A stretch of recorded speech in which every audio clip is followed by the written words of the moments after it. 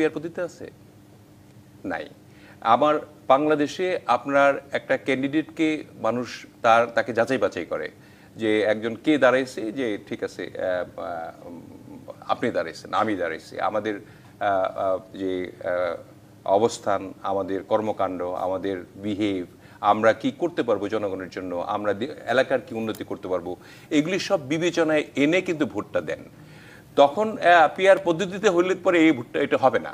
PR পদ্ধতিতে হলে কোনো ক্যান্ডিডেটের প্রয়োজন নাই। তাহলে এমন প্রস্তাব তারা রাখতে পারে যে কোনো ক্যান্ডিডেটের প্রয়োজন নাই, ঠিক আছে মার্কাগুলি দিয়ে দিল, যারা যারা ভোট মার্কায় দিয়ে দিল সেই মার্ক অনুযায়ী হবে। কারণ কে কোথায় থেকে এমপি হবে তো বলা যায় না। কিন্তু যেটা বারবার অন্য রাজনৈতিক দল বলার চেষ্টা করছে, বিএনপি একটি বড় দল, তারা সরকার গঠন করবে, তারা নিশ্চিত সে কারণে কোনো ব্যবস্থাতেই যাতে ছোট দলগুলো সংসদে আসতে না পারে, সে কারণে কি আপনারা এই ষড়যন্ত্র খুঁজে বের করার চেষ্টা করছেন? নিশ্চয়ই না। আমরা জেনুইন একটা নির্বাচন চাই, নির্বাচনের জন্য আমরা আন্দোলন করেছি। একটা সুষ্ঠু, অবাধ, নিরপেক্ষ নির্বাচন চাই, এবং সেই সুষ্ঠু নিরপেক্ষ নির্বাচন হলে পরে দেখবেন ভালো লোকগুলি বেরিয়ে আসবে। নট নেসেসারি যে আপনার বিএনপি ক্ষমতা, এটা কিন্তু বলছি না আমি, কিন্তু আর বিএনপি 2/3 মেজরিটি পাবে এটাও কিন্তু আমি বলছি না।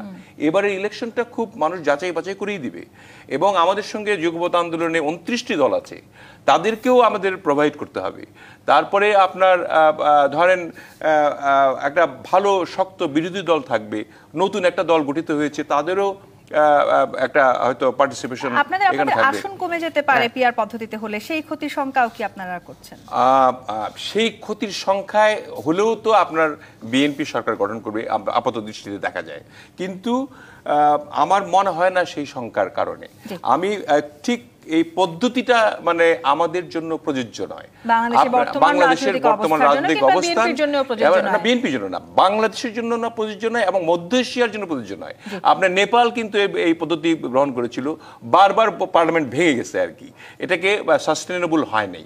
কিন্তু এই যে ছোট দলগুলোকে বারবার বলা হচ্ছে তারাই আসলে এই পদ্ধতি চাইছে। আমার হওয়া উচিত কি জানেন, আমি একটু ইন্টারাপ্ট করলাম আপনাকে, এখন সংস্কারের মধ্যে থাকা উচিত যে যারা 5%-এর নিচে ভোট পাবে তাদের নিবন্ধনই থাকা উচিত না, তারা কথাই বলা উচিত না। একটু এই জায়গাটাতেই আমি আসি, ছোট দলগুলো লাভবান হবে সেটি একটি বড় সংখ্যা আছে, যে এই পদ্ধতিতে 1% ভোট পেলেও আপনারা সংসদে মানে যারা ছোট দল তারা 3টি করে আসন পাবেন। তার মানে যদি তারা 10% ভোট পান তারা 30টি আসন পেয়ে যাচ্ছেন। তার মানে ছোট দলগুলিরই লাভ এখানে সবচেয়ে বেশি।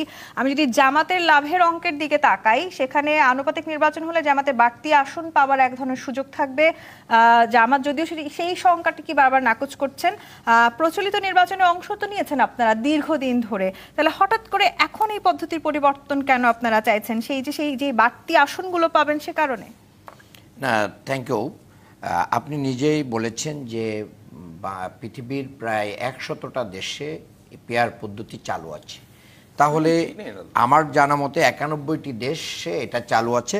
এক এক দেশে এক এক স্টাইলে চালু আছে, বিভিন্ন দেশে এটার পদ্ধতি আলাদা। এই 91টি দেশের ভিতরে জার্মানি আছে, সুইজারল্যান্ড আছে, নিউজিল্যান্ড আছে, তারপরে ফিলিপাইন আছে, জাপান আছে, সাউথ কোরিয়া আছে, এখানে অনেক জায়গায় এগুলো আছে।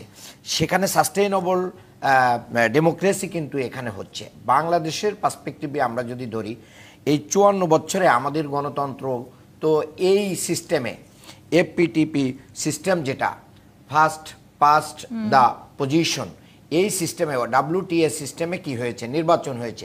54 বছরে কি আমরা গণতন্ত্র প্রতিষ্ঠা করতে পেরেছি? কিন্তু বারবার কি হয়েছে? বারবার বলছেন যে আপনারা পিআর পদ্ধতির নির্বাচন চান। আমি একটু আপনার সাথে যুক্ত করি, জামায়াত কিংবা ইসলামপন্থী দলগুলো এককভাবে কখনোই আসন ভিত্তিক নির্বাচনে ভালো করতে পারেননি। 96 নির্বাচনের দিকে যদি তাকায়, আপনারা মাত্র 3টে আসনে জিতেছেন, ইসলামী ঐক্যজোট 1টা বা 2টা আসনে জিতেছে। আপনাদের জনপ্রিয়তা কম, আসন ভিত্তিক নির্বাচনে আপনাদের আসন পাওয়ার সুযোগ কম, সেই কারণেই পদ্ধতি চাইছেন। মানুষের জীবনে উত্থান পতন থাকে, তো জনপ্রিয়তা কম ছিল এক সময়, এখন যদি জনপ্রিয়তা বাড়ে এতে তো তটস্থ হওয়ার কোনো কিছু নেই।